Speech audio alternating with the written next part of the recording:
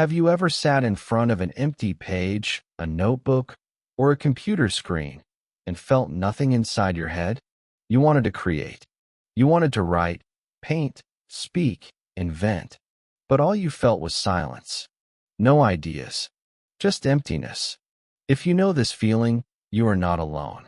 Millions of people experience the same problem. The truth is, creativity is not only for artists or geniuses. Creativity is for you. It is the power to connect ideas, to solve problems, to imagine something that does not exist yet. And yes, you can train this power. This video will give you a system, a path, not theory, but practice. Step by step, you will learn how to generate the most creative ideas of your life. At the same time, you will practice simple English sentences. You will learn new words like idea, spark, inspire, and create. You will train your language and your imagination together. So let's begin with the first truth. Creativity is not magic. It is not lightning from the sky. It is a seed, a small seed that lives inside your mind. If you water the seed, if you give it sunlight and care, it grows into a tree. But if you ignore it, it dies. The seed is already in you. You only need to wake it up. Imagine a child with a box of crayons. The child does not ask, "Am I good enough to draw?" The child just draws. A house, a sun, a monster, a dream. That is pure creativity. No fear, no judgment. But as we grow older, we stop playing. We begin to judge ourselves. We say, "This idea is stupid. This idea is not original." And little by little, our creative seed sleeps. Here is your first action step. Wake the seed. Tonight, before you sleep, take a notebook. Write down 5 simple ideas. They do not need to be good. They can be silly. They can be impossible. Example: a car that can swim. A phone that tastes like chocolate. A chair that tells jokes. Write 5 ideas every night. This is your water. This is your sunlight. Remember, the empty page is not your enemy. It is your canvas. It is waiting for your colors. Your creativity is not gone. It is only sleeping. And today, we begin to wake it up. When you start writing 5 silly ideas each night, something begins to change inside you. At first, it feels strange. You think, "Why am I writing nonsense? A chair that tells jokes? A car that swims?" But slowly, your brain starts to enjoy it. It is like stretching a muscle. At the beginning, the muscle is stiff. It hurts. But with practice, it becomes flexible. Your creative mind is the same. The secret is this: ideas create more ideas. One small spark can start a fire. Imagine you are holding a match in a dark cave. That match looks weak, almost nothing. But if you touch it to dry wood, it becomes a flame. If you add more wood, it becomes a fire. If you keep feeding it, it becomes a bonfire that lights the whole cave. Your ideas are matches, even the silly ones. Especially the silly ones. They are not the final fire, but they are the start. Think about history. The airplane was once a silly idea. People said, "Humans can't fly. It's impossible." But the Wright brothers, 2 simple men with a bicycle shop, believed in that silly idea. They built small models. They failed many times. People laughed at them. Yet one day, their silly idea rose into the sky. Today, millions of people fly every day because of it. Your brain is like a library with locked doors. Every time you create an idea, even a funny one, you open a new door. Behind that door is another idea. And behind that idea is another. Soon you realize there are endless rooms, endless doors, endless possibilities. The only way to open them is to keep moving, keep writing, keep playing. Here is a small exercise. Tomorrow morning, pick one ordinary object in your room. Maybe a spoon, a pillow, or a shoe. Now, challenge yourself. Write 10 new uses for it. 10. Not one or two. 10. For example, a spoon could be a musical instrument, a mirror for your eye, a tiny shovel for plants. At first, you will feel stuck after 2 or 3 ideas. But then, suddenly, something unlocks. Your brain starts running. And before you know it, you have 10 strange, funny, wild uses. This is not about the spoon. It is about training your brain to see more than one answer, to look beyond the first thought. Do you feel how light your mind becomes when you play like this? It's like taking off a heavy backpack after a long walk. You feel free. You feel young again. And this freedom is the real soil where creativity grows. So tonight, when you write your 5 silly ideas, remember, you are not wasting time. You are planting matches. You are filling your pockets with sparks. And sooner than you think, one of those sparks will light a fire that changes everything. When you begin to collect sparks, something interesting happens. Your brain stops feeling like a desert and begins to feel like a river. At first, the river is small, just a thin stream, moving slowly between rocks.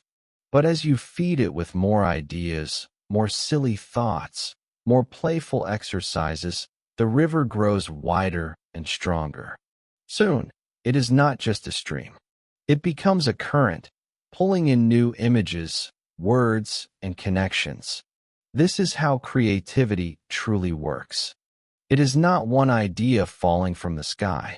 It is a flow, a movement, a river of thoughts that carry you to new places. But here is the challenge. Most people block their own river. How?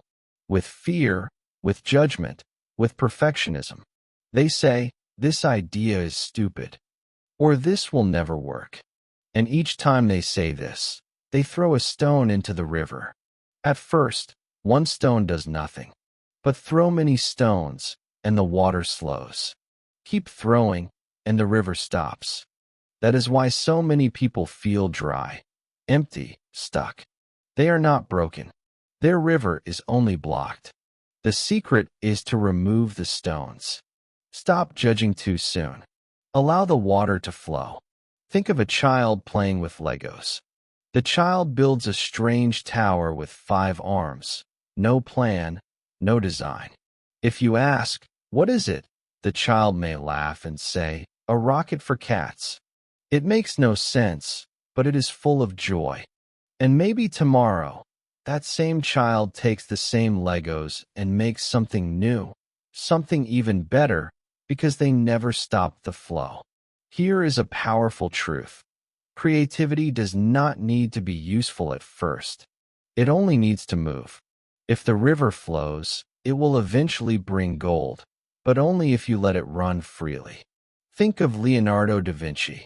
He drew machines that could not be built in his time. Flying machines, giant crossbows, mechanical knights. People looked at them and thought, what nonsense. But centuries later, many of his nonsense ideas became real. The point is not that every idea must work. The point is that every idea must flow. Now let me give you a small exercise. Today, I want you to practice no judgment writing. Take a piece of paper or open a file on your computer. Set a timer for 5 minutes. And during those 5 minutes, write nonstop. Write any words that come to your mind. Do not stop. Do not edit. Do not think if it is good or bad. Just let the river flow. You may write things like, I see a yellow dog running through the sky eating spaghetti. That is fine. Keep going. The goal is not to write something perfect. The goal is to feel the current inside you. When the timer ends, read what you wrote. You will probably laugh. It will look strange, chaotic, even silly. But hidden inside that chaos, you may notice small gems. A strange image that excites you. A new connection between 2 ideas. A word that feels alive. These are the treasures the river brings. And here is the magic. The more often you let the river flow, the stronger it becomes. Soon, you will not sit in front of an empty page with fear. You will sit with curiosity, waiting to see what the river brings today. And even if it brings nothing useful, you will still feel alive, because movement itself is joy. So keep removing the stones. Keep the water free. Stop asking, is this idea good?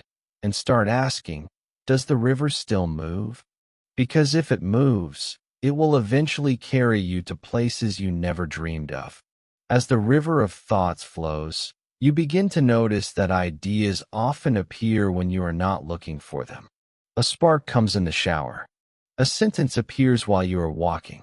A picture flashes in your mind as you wash dishes. Why? Because creativity loves curiosity, and curiosity is born in quiet, ordinary moments. The brain is like a garden. It grows not only when you plant seeds, but also when you leave space for them to breathe. Curiosity is the secret fuel of creativity. Think of Thomas Edison, the man who invented the light bulb. People remember the bulb, but they forget his habit. He asked endless questions. As a child, he nearly set his father's barn on fire while testing an experiment. As a young man, he filled notebook after notebook with questions, sketches, and strange ideas. His curiosity was like a lantern. Everywhere he walked, it shone a little light, and in that light, new ideas appeared. But curiosity does not always mean studying hard books or science papers. Sometimes it means noticing small things around you. Look at a tree in the park. Do you see only a tree, or do you see shapes in its branches? Could its roots be a map of a city? Could its leaves be tiny solar panels? This is curiosity, asking what if, instead of saying, it's just a tree. Children do this naturally. They see clouds and say, that one is a dragon, that one is a ship. Adults forget, but the power is still inside you, waiting to wake up. Here's a simple action. Tomorrow, choose one object you see every day, maybe your keys, your phone, or your bag. Then spend 10 minutes asking, what if? What if this phone could fly? What if these keys opened secret doors? What if this bag could talk? Write down your answers, no matter how strange. At first, they may feel silly, but slowly your brain learns a new habit, not to accept reality as it is, but to play with it. That is the root of all invention. Think of creativity as a door with many locks. Knowledge is one key. Experience is another. But curiosity is the master key. With it, you can open doors even when you don't know what is behind them. And every door leads to another. That's why the most creative people in history were not only experts in one field. Leonardo da Vinci painted, but also studied anatomy, music, machines, even flight. His ideas came from mixing different worlds. He saw connections others ignored because he kept asking, what if? When you train your curiosity, the world stops being boring. The bus ride, the supermarket, the quiet evening, all become places of discovery. You start seeing patterns, connections, metaphors everywhere. And once you see them, you cannot unsee them. They follow you into your notebook, your drawings, your conversations. Suddenly, you don't search for ideas. Ideas search for you. So let yourself wonder. Let yourself play. Ask what if 10 times a day. Don't wait for the perfect moment or the perfect question. Just keep feeding your river with curiosity, because the river will carry every question forward until it finds answers you never expected. As curiosity grows, the river of thoughts becomes wider, carrying not only small sparks, but entire fragments of worlds. And here lies another secret of creativity. The best ideas are often born not from one thing, but from the collision of two things that seem completely different. The human brain is a master of connections. It takes pieces that don't belong together and suddenly finds harmony between them. That is why curiosity matters so much. It gives you more pieces to play with. Think of creativity like weaving a net. Each experience, each fact, each question is a knot in the net. At first, the knots are far apart. But the more you learn, the more you notice, the closer the knots come together. Soon, the net is strong, and it begins to catch surprising things. A chef reads about chemistry and invents molecular cuisine. A musician studies math and discovers new rhythms. A child sees shadows on the wall and imagines monsters. Creativity is simply the art of connecting what others leave unconnected. History is full of these connections.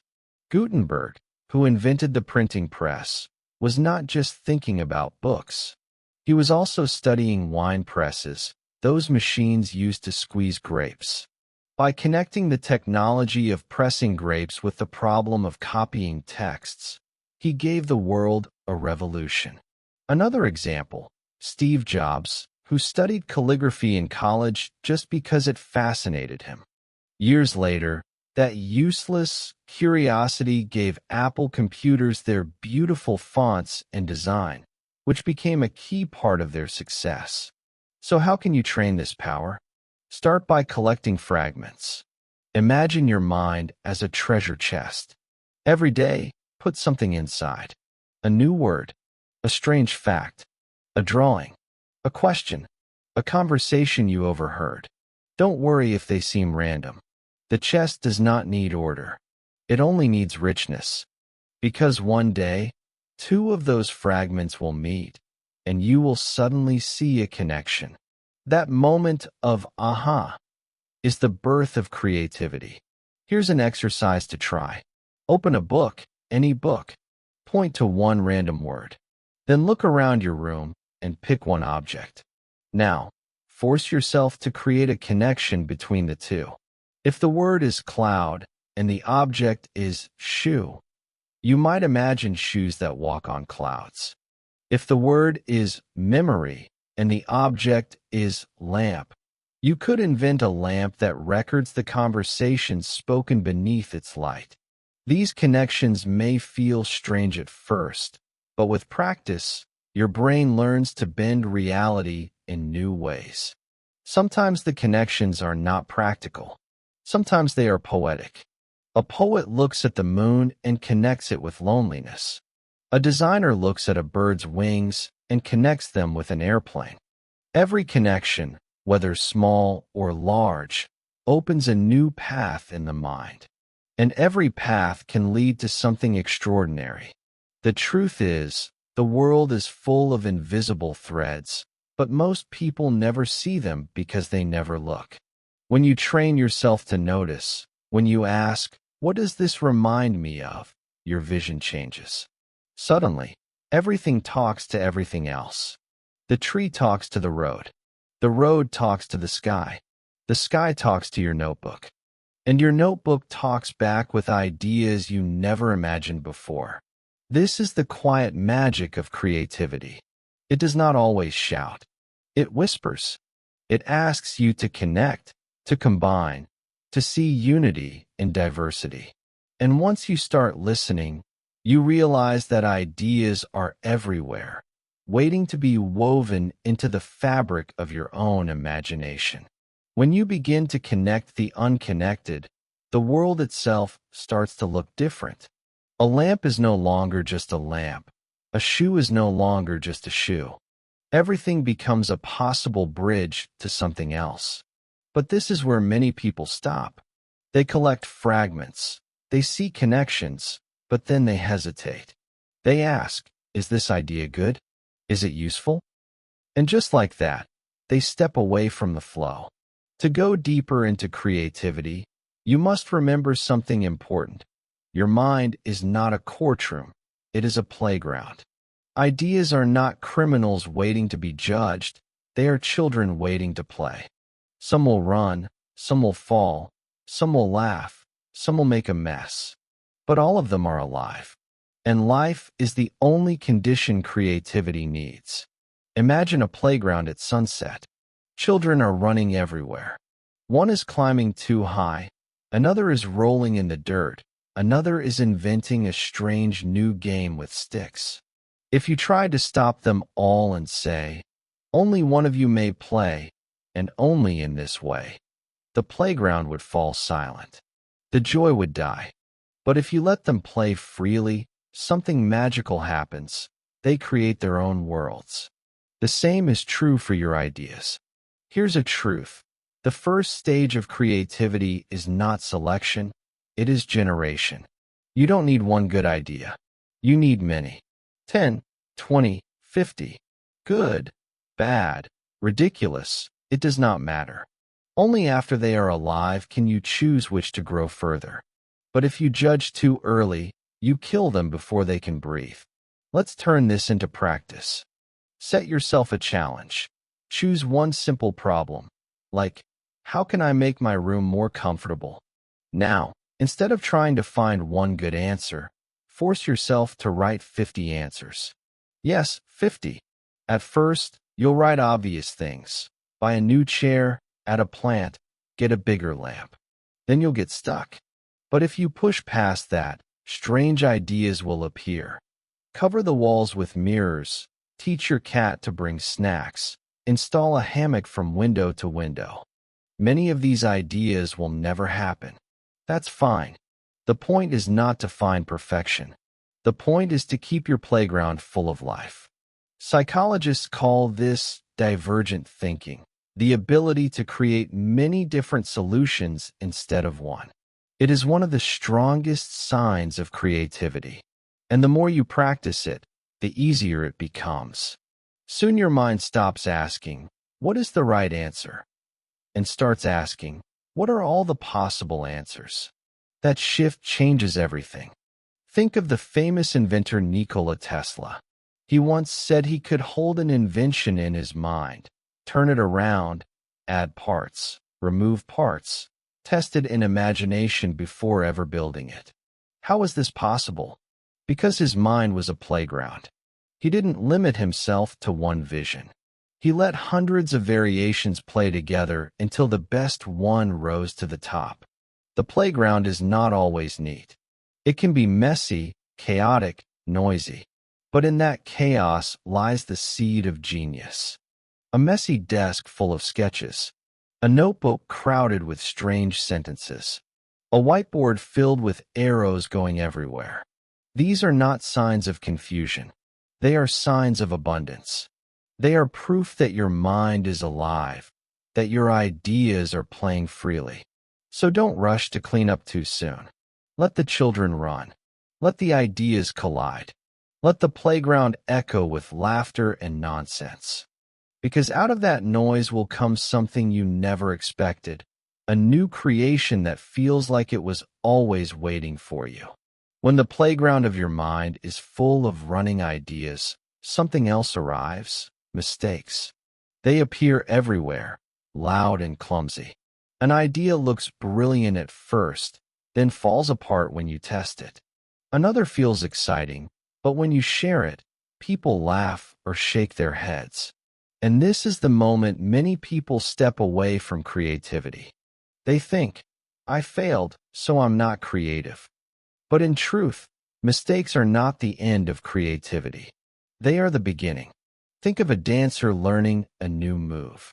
She stumbles, loses balance, falls, tries again. The mistake is not proof she cannot dance. The mistake is the rhythm teaching her where to place her foot. Creativity works the same way. Mistakes are not dead ends. They are mirrors showing you a different angle. They are corrections from the universe, invitations to try again in a new way.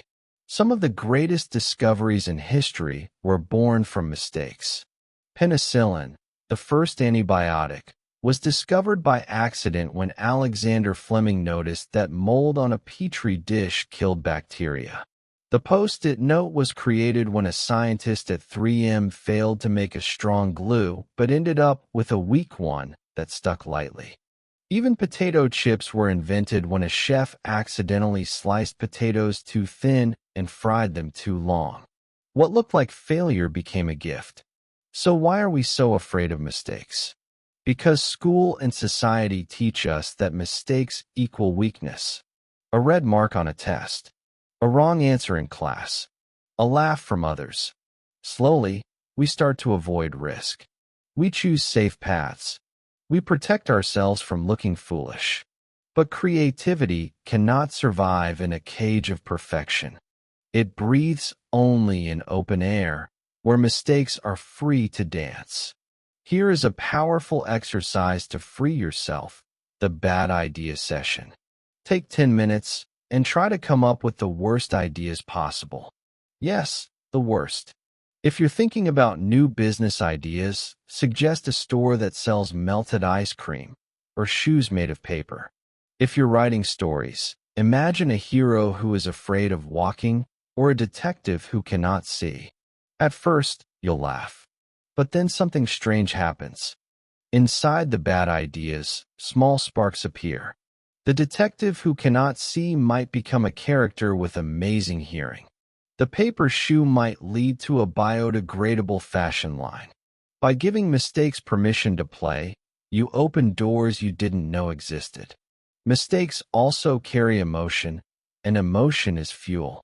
Think of how alive you feel after failing and laughing about it. That energy is stronger than fear. Use it. When you make a mistake, don't run away. Step closer. Ask, what lesson is hiding here? What path does this open? Remember, every masterpiece has a shadow of failed versions behind it. Every song has drafts. Every invention has broken models. Every book has pages that never made it to print. You don't see them, but they are there. They are proof that mistakes are not the opposite of creativity. They are creativity's training ground. So don't fear them. Dance with them. Let them spin you, push you, trip you, and lift you. Because every mistake carries rhythm. And if you keep moving with that rhythm, one day the dance itself will give birth to brilliance.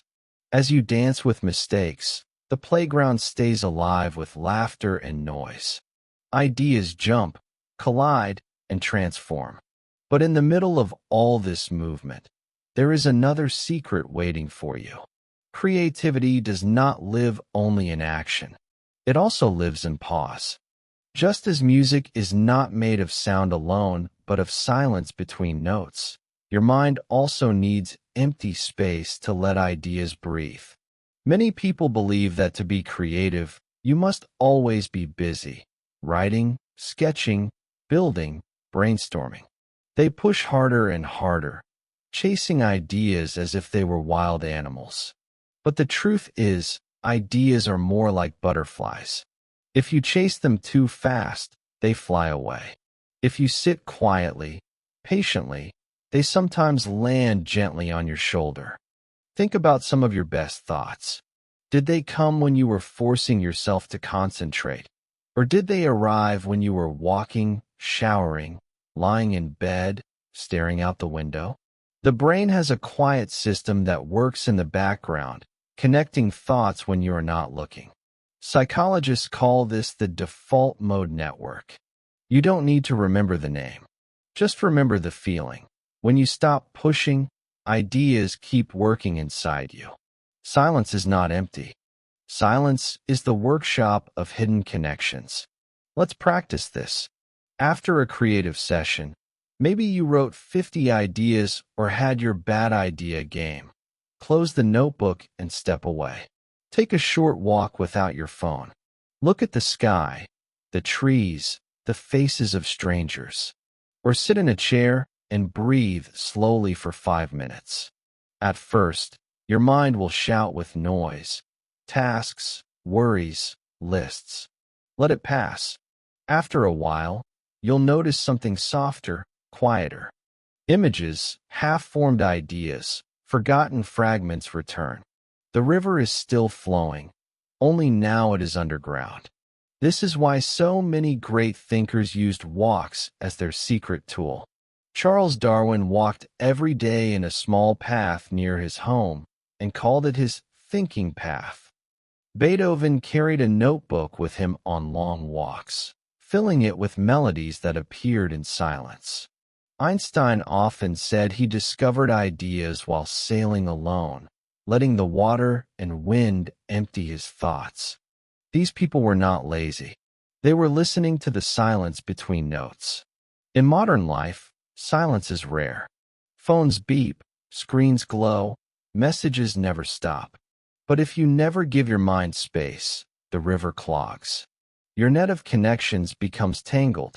To unlock your most creative ideas, you must sometimes step away. You must allow stillness. Try this small ritual. Once a day, do one ordinary activity in complete silence. Wash dishes without music. Walk without headphones. Eat a meal slowly, without a screen. During these moments, let your senses take over. Feel the water on your hands, the sound of your footsteps, the taste of your food. These details may feel simple, but they are the soil where imagination grows. The quieter you become, the more you notice. And the more you notice, the more fragments your mind can later connect. Silence is not escape from creativity. Silence is its partner. Action gives you sparks, mistakes give you rhythm, connections give you bridges, but silence gives you air. And just as a fire cannot burn without oxygen, your ideas cannot burn without space. So don't be afraid of the pause. Embrace it. Let silence join the dance. Because in that quiet, the next spark is already preparing itself, waiting to appear when you return to the playground. When silence has given space for ideas to breathe, they return brighter, clearer, more alive. But even then, some of them feel weak, like fragile paper boats on the surface of your river. They float for a moment and then disappear. Why? Because they lack fire. And that fire is emotion. Creativity is not only about thinking. It is about feeling. An idea becomes powerful when it is connected to your heart. Imagine two sparks. One is a cold spark, just a small flash. The other is a hot spark, filled with heat. Which one becomes a flame? Always the one with heat. Your emotions are the heat that gives life to your ideas. Think of the great works of art, music, and invention. They are not remembered only for cleverness. They are remembered because they made people feel something. Van Gogh painted not just fields and stars, but sadness and hope. Martin Luther King Jr. did not just speak about laws. He spoke with the fire of justice and love. Even inventors like Elon Musk are driven not just by machines, but by passion for changing humanity. Emotion is the electricity that turns a simple idea into a storm. But many people hide their emotions. They fear looking too soft, too strange, too dramatic. They try to keep ideas serious and useful.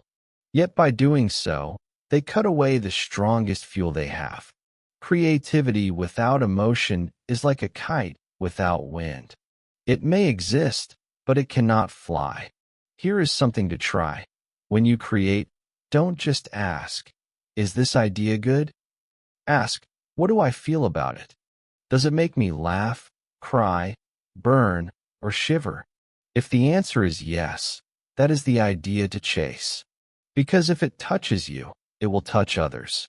Let's practice with a small exercise. Choose a random object around you. A chair, a cup, a book. Now, instead of describing it logically, describe it emotionally. Don't say, "This is a chair made of wood." Say, "This is the chair that holds me when I am tired, the chair that listened to my secrets, the chair that remembers my grandfather's laughter."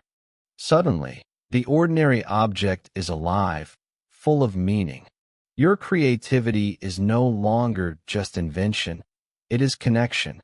Emotion also helps when you feel stuck. Think about a problem that frustrates you. Let yourself feel the frustration deeply. Write it down, shout it out, draw it wildly. Inside that frustration is energy. Now, take that energy and channel it into creating solutions. Often, the best ideas come not from calm logic, but from the fire of wanting something different. Even humor is emotion. A funny idea may not solve a problem, but it can break walls in your brain, making space for something surprising. Laughter opens the mind. Sadness deepens it. Anger sharpens it. Love expands it. Every emotion is a doorway. The only mistake is to close those doors. So don't be afraid to bring yourself fully into your ideas. Let your heart sit at the same table as your mind. Let your laughter, your pain, your joy, your fear join the conversation.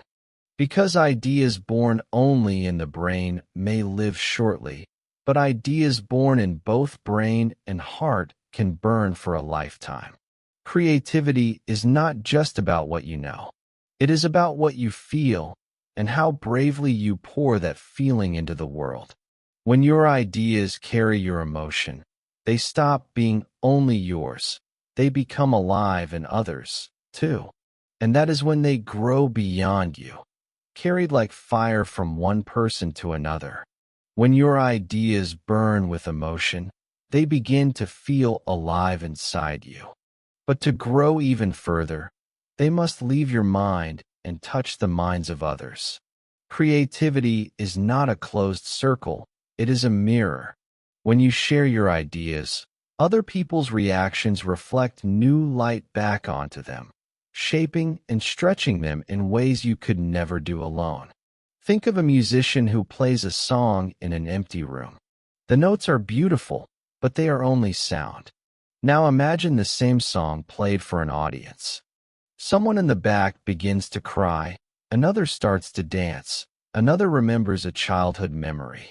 The song has not changed, but the emotions reflected by the listeners transform it into something larger. This is the mirror of others. Many people are afraid to share their creative sparks because they fear judgment. They keep their drawings hidden, their stories in a drawer, their inventions in silence. But ideas kept in darkness shrink. Ideas exposed to others grow. Even criticism, though painful, is a form of light. It shows you where the idea is weak, where it needs new strength. Without this mirror, you remain blind to half of your creation's life. Think of the invention of the airplane again. The Wright brothers did not perfect their machine alone. They tested it publicly, failed publicly, and received both laughter and advice. Those reflections became part of the final success. Or think of writers who share early drafts with friends, receiving not only corrections, but also unexpected interpretations. Sometimes readers find meanings the writer never intended, and those meanings enrich the work. Here's a practice. Take one of your ideas, even a small one, and share it with someone you trust. Not with the question, is it good? But with the invitation, what does this make you think of? Listen carefully. Notice not only their words, but their expressions, their emotions. Often, the reaction will spark a new connection in your own mind. Their perspective becomes part of your playground. Of course, not every reflection is useful. Some people may dismiss your idea quickly, not because it is weak, but because they cannot see through your eyes. That is normal. A mirror does not always show you what you want to see. But every reflection has value if you treat it with curiosity instead of fear. Ask, what can I learn from this reaction? What new path does it reveal? Creativity thrives in conversation. Think of jazz musicians improvising together. One plays a note, another responds, another bends it, another adds rhythm. None of them owns the music alone. The music is born between them, in the space of exchange. Your ideas can work the same way. Shared, reflected, shaped, They grow into something larger than you could ever imagine alone. And sometimes, the reflection of others gives you not just improvement, but courage. A smile, a nod, a spark in someone's eyes. These are reminders that your creativity matters, that it touches the human heart beyond your own. That feeling is fuel. It pushes you to keep going, even when doubt returns. So do not keep your fire locked inside. Let it shine on others. Let it be reflected, bent, questioned, admired, misunderstood. Every response is part of the journey. And the more mirrors you face, the clearer your ideas become, until they are no longer just thoughts in your mind, but living lights in the world. When ideas begin to shine in the mirror of others, the path looks brighter, but it also becomes heavier. With reflection comes challenge. People question, obstacles appear, the world tests your fire. And this is another truth about creativity. The strongest ideas are not the ones that appear easily, but the ones that survive pressure. Every great creation carries weight. Think of a bridge. Before it can hold cars and trains, it must face storms, winds, and the shaking of the earth. If it collapses under that weight, it is not ready. Your ideas are the same. They must learn to carry resistance. Sometimes resistance comes from outside. It's impossible. It's silly. It will never work. Sometimes it comes from inside. I'm not good enough. I don't have the skills. I should quit. Both forms of weight test the strength of your creativity. But here's the paradox. Obstacles are not the enemy of creativity. They are its forge. Just as metal becomes stronger in fire, your ideas become sharper when they face resistance. Think of Thomas Edison again. He famously said, "I have not failed. I've just found 10,000 ways that won't work." Each obstacle shaped the invention of the light bulb. Without those 10,000 failures, the bulb would never have existed. Here is a small exercise. Take one idea you love and make a list of every possible obstacle it might face. Write them all down. Too expensive, too complex, people won't understand, I don't have time. Don't hide from them. Face them. Then, next to each obstacle, write one possible way around it, even if it feels small or silly. This practice turns obstacles from walls into doors.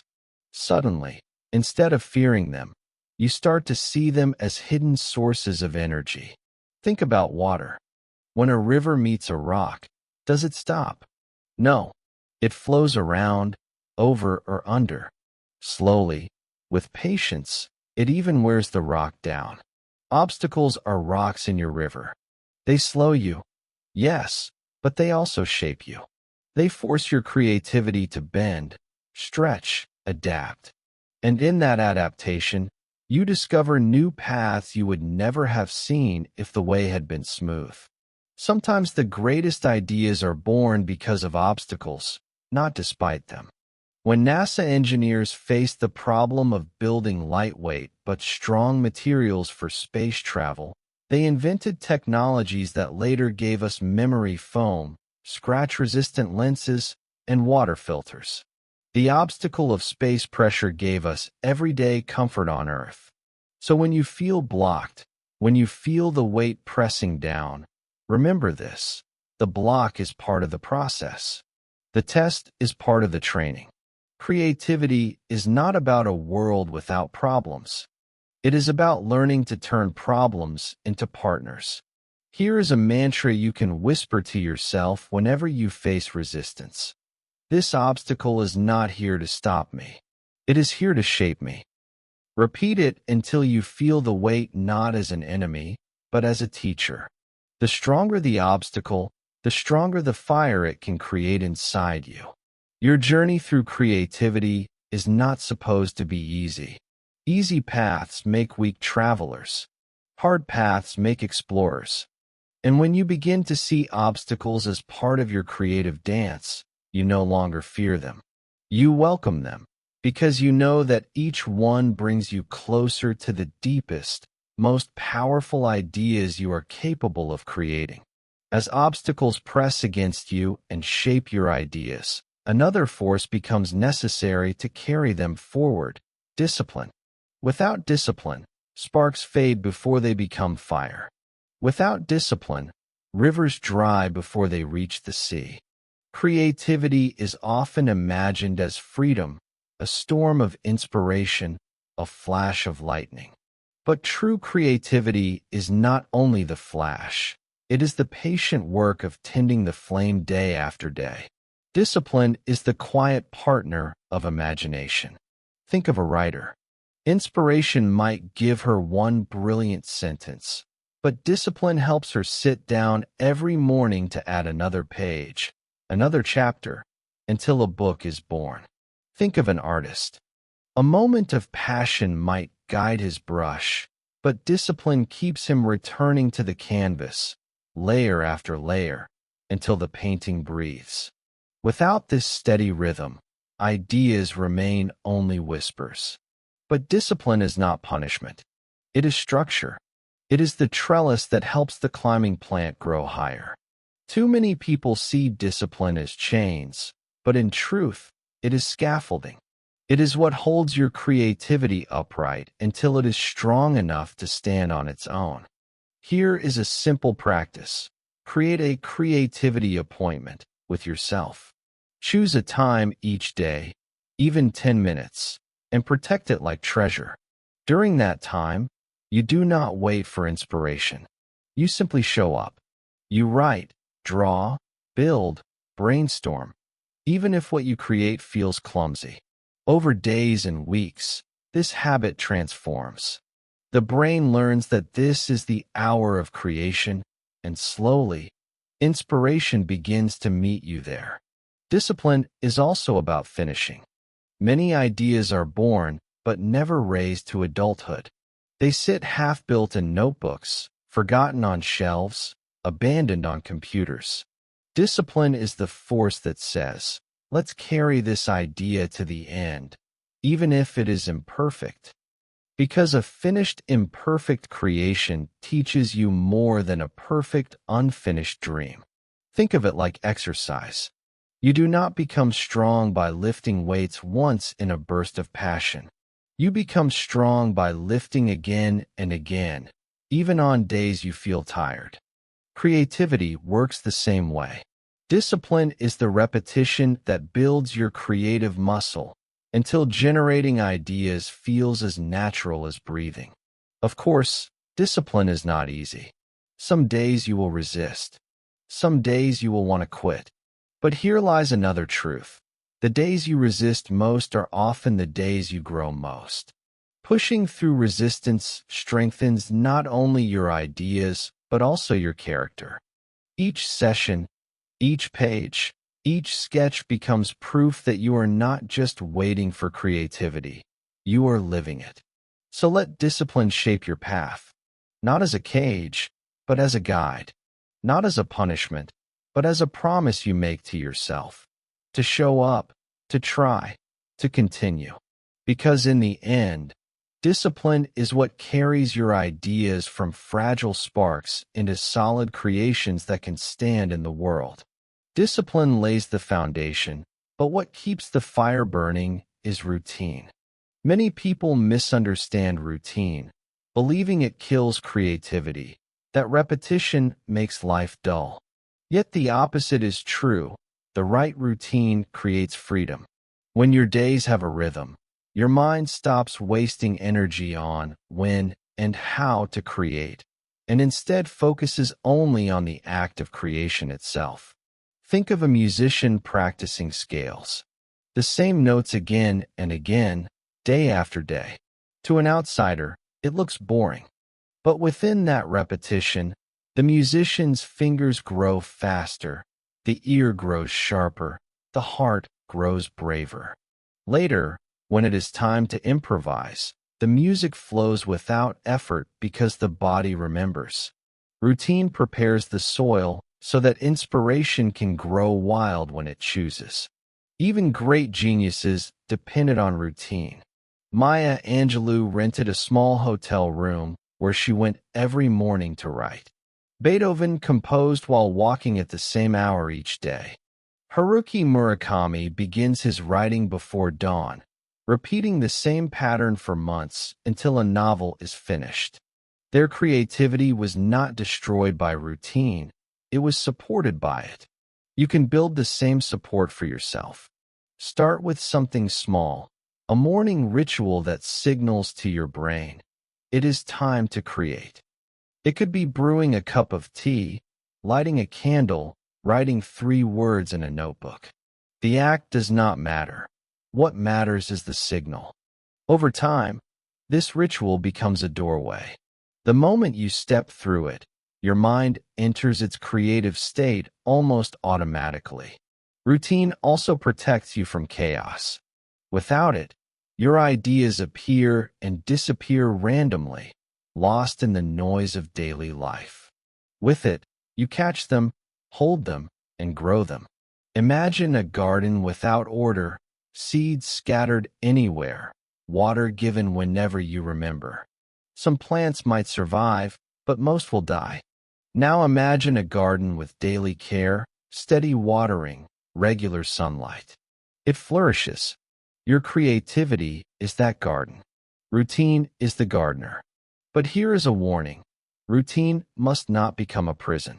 If you repeat the same pattern without joy, your fire may dim. The secret is balance. Routine gives you the frame, but inside the frame, you must still play, explore, and surprise yourself. Think of it like jazz. The rhythm repeats, steady and predictable, but inside that rhythm, endless variations dance. Here is a practice to try. Design a creative hour each day. Choose a time and place. Begin with your ritual, your tea, your candle, your notebook. Then spend the hour on one activity, without distraction. Afterward, close the ritual with something small, a deep breath, a short walk, a line written in gratitude. This closing is as important as the opening. It tells your brain, the session is complete. Rest now. And tomorrow, the cycle begins again. Routine is the quiet gift you give yourself. It does not shout, it does not demand, but slowly, day by day, it builds a rhythm so steady that creativity has no choice but to appear. Within that rhythm, your wildest, most unexpected ideas will find a safe place to land. When routine holds you steady and gives rhythm to your days, a new danger can appear, comfort. Routine without exploration can become a soft prison, where every idea looks the same, every spark repeats the last one. And so, creativity requires not only roots, but also wings.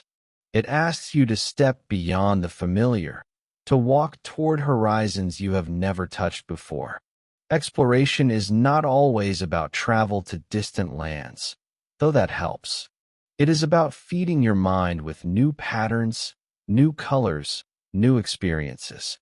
Creativity thrives when the river of your thoughts receives fresh water from unexpected streams. If you read only the same books, talk to the same people, and repeat the same thoughts, your mind becomes a closed circle. But when you stretch into the unknown, even slightly, you give your imagination new food. Think of it like cooking. If you only ever use salt and pepper, your meals will taste similar.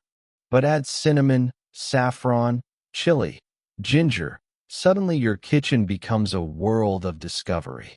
The same happens with ideas. A painter who studies music discovers rhythm and color. A scientist who reads poetry discovers metaphor in equations. The cross-pollination of experiences creates entirely new blooms of thought. Some of history's most creative minds were explorers at heart. Leonardo da Vinci dissected bodies, studied water currents, observed birds, and designed weapons. Every curiosity became part of his art. Steve Jobs studied not only engineering, but also calligraphy, spirituality, and design.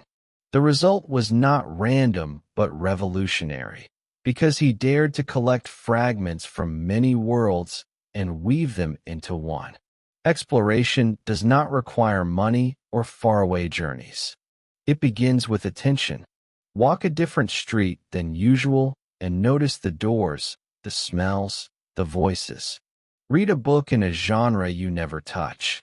Speak with someone older, younger, or from a background unlike yours. Try a hobby that feels silly. Even a single new word in a foreign language can open a door in your brain. The point is not to master these things, but to let them leave traces inside you. Those traces become fragments, and fragments become connections. Here is a small exercise. Each week, do one thing you have never done before. It can be tiny. Eating a fruit you've never tasted, writing with your non-dominant hand, listening to music from another culture. Afterward, write down what it felt like. Ask yourself, what does this remind me of? What ideas does this give me? Over time, this practice trains your brain to seek novelty, to stretch instead of shrink. Exploration is also about asking questions you've never asked. Instead of what do I already know, try what have I never considered. Instead of how can I solve this problem, ask what if the problem itself is the key. Questions are doors, and every new question opens a new horizon. The truth is, the most creative ideas often live just beyond your comfort zone. They wait in places you rarely visit, in thoughts you rarely think, in people you rarely meet. If you dare to step there, even with small steps, you will find treasures others overlook. And so, creativity is not a straight road, but a spiral. Routine gives you rhythm. Exploration expands your circle. Then routine absorbs the new experiences, and the cycle begins again. Steadiness feeding discovery, discovery feeding steadiness. This spiral can carry you higher and higher, until the horizon you once dreamed of becomes the ground beneath your feet, and a new horizon appears in the distance, calling you forward. Exploration carries you to horizons. Routine keeps you steady. Obstacles strengthen your fire. Silence whispers new connections.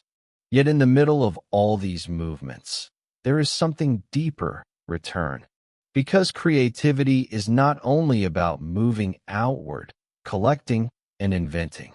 It is also about circling back to yourself, listening again to the quiet place inside where all your sparks truly begin. The most powerful ideas are not always the most complex. Sometimes they are simple truths you rediscover, like walking through a forest only to return to a tree you passed earlier and suddenly seeing it with new eyes. Creativity is this circle. You go out, you explore, you test, you fail, you connect, you burn, and then you come home with treasures you could not see before. Think of a poet who travels the world searching for inspiration. She visits mountains, seas, cities, temples. But when she finally sits to write, what comes out is a poem about her childhood kitchen, the smell of bread, the sound of her grandmother's voice. The journey outward allowed her to return inward with sharper vision. The circle is complete. You can live the same way. The more you explore the outer world of knowledge, the more you must return to your inner world of memory, dream, and feeling. Inside you lives a reservoir of images, emotions, questions that no one else has. That is your deepest source of creativity, the part that is uniquely yours. No routine, no obstacle, no mirror can replace it. When you return to it with everything you've gathered, you find ideas that no one else could imagine, because they are born from your own soul. Here is an exercise for this return. Once a week, write or draw not for others, not for work, not even for improvement, just for yourself. Let it be secret, private, honest. Write your fears, sketch your dreams, tell stories no one will ever hear. In these private moments, you discover the purest form of creativity, creation without judgment, creation without audience. Later, you may choose to share parts of it, but the circle always begins within. Think of the ocean. Rivers flow into it from every mountain, every storm, every valley. But after the water enters, it becomes ocean water. It belongs to something greater. Your experiences, your fragments, your emotions are like those rivers. They all flow into your inner ocean. And from that ocean, waves rise that no one else can create but you. This is why many people, after long journeys, return to simple practices, journals, meditation, music played alone in a quiet room. They are not rejecting exploration. They are digesting it, turning outer journeys into inner wisdom. This digestion is as important as discovery. Without it, creativity stays scattered. With it, creativity becomes whole. So remember, the circle is not a trap, but a cycle.